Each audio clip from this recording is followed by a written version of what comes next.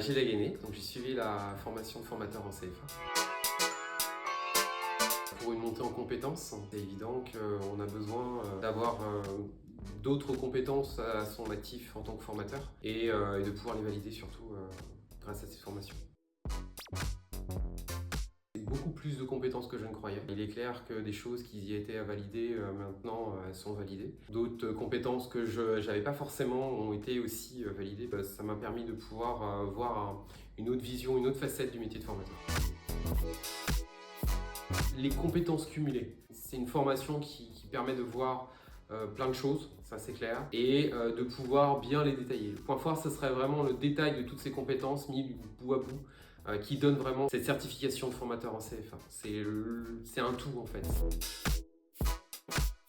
Ça a été toute une année en fait, vraiment à part entière, par rapport donc aux compétences, par rapport aux validations de compétences, par rapport aux intervenants aussi, comme Julie Nantin, Thierry Joutard, tout ça sur les classes autonomes. C'est vrai que c'est important d'avoir des intervenants de cette qualité-là et de pouvoir vraiment tout ça combler dans cette année en fait, avec aussi notre métier de formateur ici, en tout cas pour moi, pour la faculté des métiers. Ça m'a permis de coupler les deux.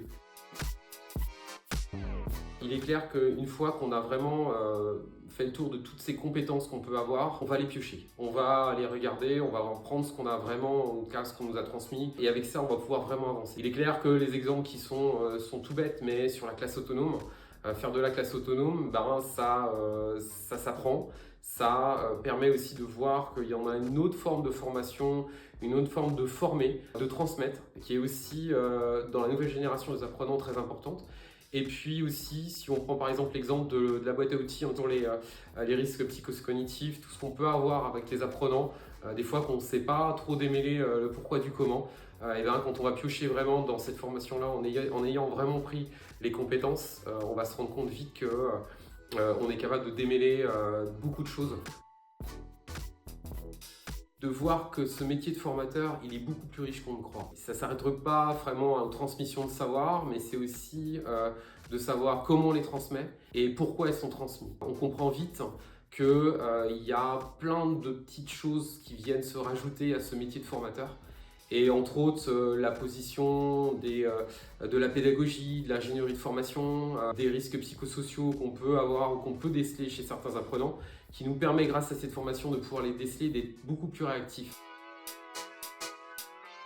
Il faut prendre en compte que le métier de CFA est amené à évoluer. Si les compétences derrière suffisent, ou du moins on puisse avoir quelque chose qui vienne se rajouter, cette formation-là, elle est vraiment faite pour ça. Pour monter en compétences, pour pouvoir avoir des compétences supplémentaires, ne serait-ce que dans la fabrication de formation, dans la fabrication de cours, dans l'utilisation des cours, comment on peut gérer les apprenants, comment on peut apprendre aussi à signaler les troubles, à utiliser vraiment ce métier de formateur dans sa globalité.